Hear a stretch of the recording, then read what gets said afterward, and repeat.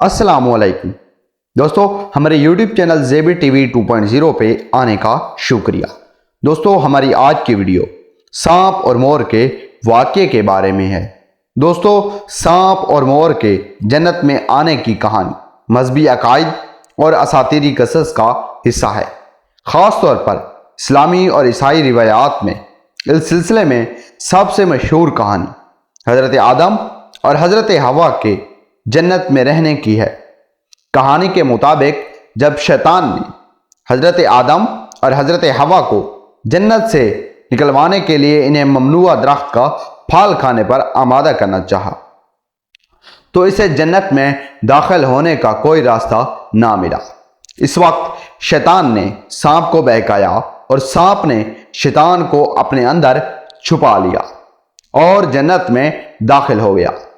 پھر سانپ کے ذریعے شیطان نے جب حضرت حوا کو ممنوع درخت کا پھل کھانے پر راضی کیا۔ اس کہانی میں مور کا ذکر بھی ہوتا ہے۔ کہا جاتا ہے کہ مور بھی شیطان کے ساتھ جنت میں داخل ہونے کے عمل میں شامل تھا۔ ان اساطیری کہانیوں کے مطابق مور نے بھی شیطان کو مدد فراہم کی تھی تاکہ وہ جنت میں داخل ہو سکے۔ یہ کہانیاں اساطیر اور مذہبی تعلیمات کا حصہ ہیں اور مختلف روایات میں مختلف تفصیلات کے ساتھ بیان کی جاتی ہیں۔ سانپ اور مور کے جنت میں آنے کی کہانی مختلف روایات میں موجود ہیں، لیکن عام طور پر اسے اسلامی اور یہودی عیسائی روایات میں زیادہ تفصیل کے ساتھ بیان کیا جاتا ہے۔ یہ کہانیاں بنیادی طور پر حضرت آدم اور حضرت حوا کی تخلیق اور شیطان کے دھوکے کے گرد گھومتی ہیں۔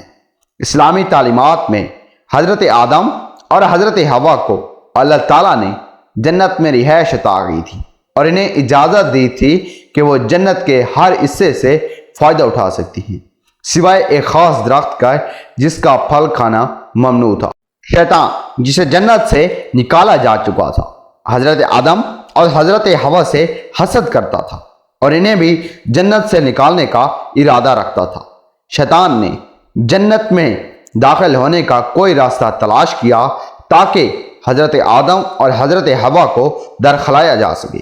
ایک روایات کے مطابق شیطان نے سانپ سے مدد طلب کی۔ سانپ نے شیطان کو اپنے منہ میں چھپا لیا اور اس طرح شیطان کو جنت میں داخل ہونے کا موقع ملا۔ جنت میں داخل ہونے کے بعد شیطان نے حضرت حوا کو دھوکہ دیا اور انہیں اس درخت کا پھل کھانے پر آمادہ کیا جس کا کھانا اللہ نے منع کیا تھا۔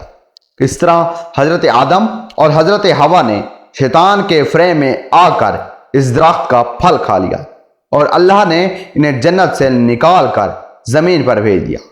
سانپ کو بھی سزا دی گئی اور کہا جاتا ہے کہ اسی وجہ سے سانپ کی ٹانگیں ختم ہو گئی اور اسے ہمیشہ زمین پر رینگتے ہوئے چلنا پڑا۔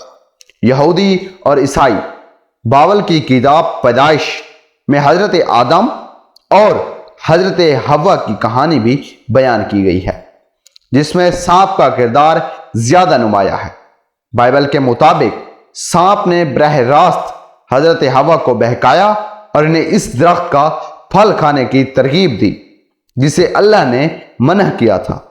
سانپ نے حضرت حوا سے کہا کہ اگر وہ اس درخت کا پھل کھائیں گی تو وہ اللہ کی طرح ہو جائیں گی اور اچھائی اور برائی کی تمیز کر سکیں گی۔ حضرت حوا نے سانپ کی بات مان لی اور درخت کا پھل کھایا، پھر حضرت آدم کو بھی دیا۔ اس کے بعد دونوں نے اپنی برہنگی کو محسوس کیا اور اللہ کے سامنے شرمندہ ہوئے۔ ان کی اس نافرمانی کے باعث اللہ نے انہیں جنت سے نکال کر زمین پر بھیج دیا۔ اسلامی روایات میں مور کا کردار سانپ کے ساتھ منسلک ہے۔ ایک روایت میں کہا جاتا ہے کہ شیطان نے مور سے جنت میں داخل ہونے کے لیے مدد مانگی تھی اور مور نے سانپ کو شیطان کے ساتھ جنت میں لے جانے میں مدد دی۔ یہ روایت زیادہ مشہور نہیں ہے لیکن بعض صوفی اور مذہبی قصص میں اس کا ذکر ملتا ہے۔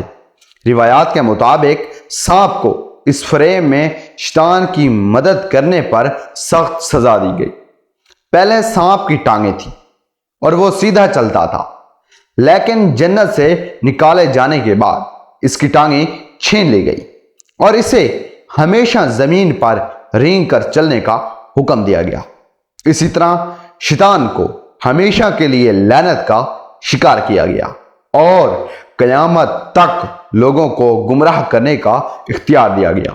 یہ کہانیاں مذہبی تعلیمات اور اساطیری قصوں کا حصہ ہیں اور ان سے اہم اخلاقی سبق اخذ کیے جاتے ہیں، مثلاً نافرمانی کے نتائج اور شیطان کے فریب سے بچنے کی ضرورت۔ سانپ اور مور کی کہانیوں کو گہرائی مذہبی اساطیر، قصے اور تعلیمات کا ایک اہم حصہ ہیں جو صدیوں سے مختلف روایات اور ثقافتوں میں بیان کی جا رہی ہے۔ یہ کہانیاں محض تاریخی یا مذہبی حقائق تک محدود نہیں ہیں، بلکہ ان میں گہرے اخلاقی، فلسفیانہ اور روحانی اسباق پوشیدہ ہیں۔ سانپ دنیا کی مختلف تہذیبوں اور مذاہب میں علامتی حیثیت رکھتا ہے اور اس کے کردار میں کئی مختلف پہلو شامل ہیں۔ ایک، فریب کا استعارہ۔ سانپ کو اکثر فریب دینے والے کے طور پر دیکھا جاتا ہے، جیسا کہ جنت میں حضرت آدم اور حضرت حوا کو گمراہ کرنے والی کہانی میں ظاہر ہوتا ہے۔ یہ علامت دنیا بھر میں موجود ہے اور کئی تہذیبیں سانپ کو دھوکے اور چلاکی کی علامت مانتی ہیں۔ نمبر دو، حیات و موت کا استعارہ۔ سانپ کی جلد بدلنے کی صلاحیت کی وجہ سے اسے بعض مذاہب میں زندگی دوبارہ پیدا ہونے اور لافانی حیثیت کا استعارہ سمجھا جاتا ہے۔ اس کے باوجود حضرت آدم اور حضرت حوا کے معاملے میں یہ منفی کردار ادا کرتا ہے، جو انسان کی فطری کمزوری اور آزمائش کا ایک استعارہ ہے۔ نمبر تین، عذاب اور سزا۔ سانپ کا رینگنا اور اپنی ٹانگوں کو کھو دینا مذہبی روایات میں شیطان کی مدد کرنے کی سزا کے طور پر پیش کیا جاتا ہے۔ یہ انسان کے لیے ایک نصیحت بھی ہے کہ نافرمانی کے نتائج ہمیشہ بھگتنا پڑتے ہیں۔ مور کو خوبصورتی اور شان و شوکت کا استعارہ سمجھا جاتا ہے، لیکن بعض روایات میں اس کے کردار کو منفی انداز میں بھی دیکھا جاتا ہے۔ نمبر 1، غرور اور تکبر۔ مور کی خوبصورتی اور غرور کی وجہ سے اسے بعض مذاہب میں تکبر کی علامت کے طور پر پیش کیا جاتا ہے۔ مور کی خوبصورت پرندہ ہونے کے باوجود اس کی مدد سے شیطان کا جنت میں داخل ہونا غرور اور خود پسندی کے منفی نتائج کی نشاندہی کرتا ہے۔ نمبر 2، افسوس کی علامت۔ بعض روایات میں مور نے اپنے کردار پر افسوس کا اظہار کیا اور اسے اپنی غلطی پر پچھتاوا ہوا۔ یہ علامت انسان کی فطری غلطیوں اور بعد میں ان پر پریشانی کی عکاسی کرتی ہے۔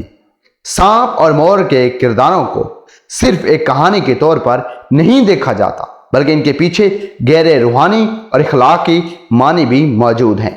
شیطان کا کردار۔ شیطان کا انسان کو درگلانا اس بات کی علامت ہے کہ دنیا میں ہمیشہ ایسی قوتیں موجود ہوں گی جو انسان کو بھٹکانے کے لیے کوشش کریں گی۔ اسلامی تعلیمات میں یہ واقعہ انسان کے لیے آزمائش اور امتحان کا آغاز سمجھا جاتا ہے اور یہ دکھاتا ہے کہ دنیا میں رہتے ہوئے انسان کو شیطان کے دھوکے سے بچنا ہوگا۔ آدم اور حوا کی آزمائش۔ حضرت آدم اور حضرت حوا کی آزمائش اس بات کی طرف اشارہ کرتی ہے کہ ہر انسان کی زندگی میں آزمائش آئیں گی اور ان آزمائشوں سے بچنے کے لیے اللہ کے احکامات پر عمل کرنا ضروری ہے۔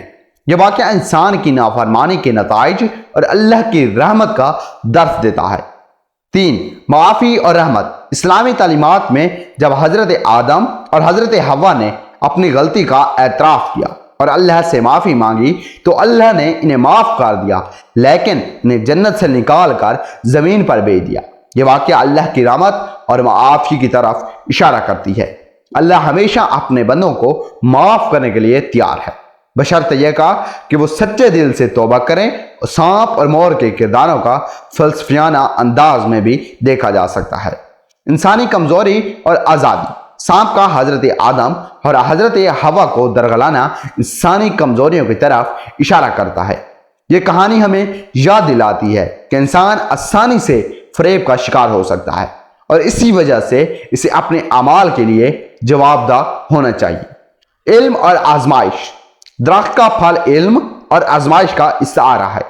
یہ علم حاصل کرنے اور اس کے ساتھ آنے والی ذمہ داریوں کی نشاندہی کرتا ہے۔ جیسے ہی حضرت آدم اور حضرت حوا نے پھل کھایا، وہ اپنی برہنگی سے آگاہ ہو گئی، جو علم کے ساتھ آنے والے شعور اور پیچیدگیوں کو ظاہر کرتا ہے۔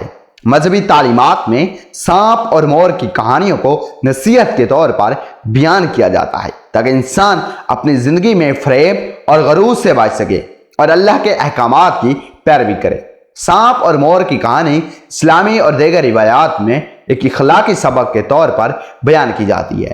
اسلامی عقائد کے مطابق شیطان نے جنت میں داخل ہونے کے لیے سانپ اور مور کی مدد لی۔ شیطان نے سانپ کے ذریعے حضرت حوا کو دھوکہ دیا تاکہ وہ حضرت آدم ممنوع درخت کا پھل کھا لیں۔ جب حضرت آدم اور حضرت حوا نے اللہ کا حکم توڑا تو انہیں جنت سے نکال کر زمین پر بھیج دیا گیا۔ اس کے بعد سانپ کو زمین پر رینگنے کی سزا دی گئی اور مور کو بھی اس کے کردار کے لیے سزا ملی۔ یہ کہانیاں بنیادی طور پر اس بات کی نشاندہی کرتی ہیں کہ انسان کو شیطان کے فریب سے بچنا چاہیے اور اللہ کے احکام کی پیروی کرتے ہوئے غرور اور نافرمانی سے بچنا چاہیے۔ دوستو، اگر ویڈیو اچھی لگی ہو تو لائک اور سبسکرائب لازمی کریں تاکہ ہماری تمام آنے والی ویڈیوز آپ تک آسانی سے پہنچ سکیں۔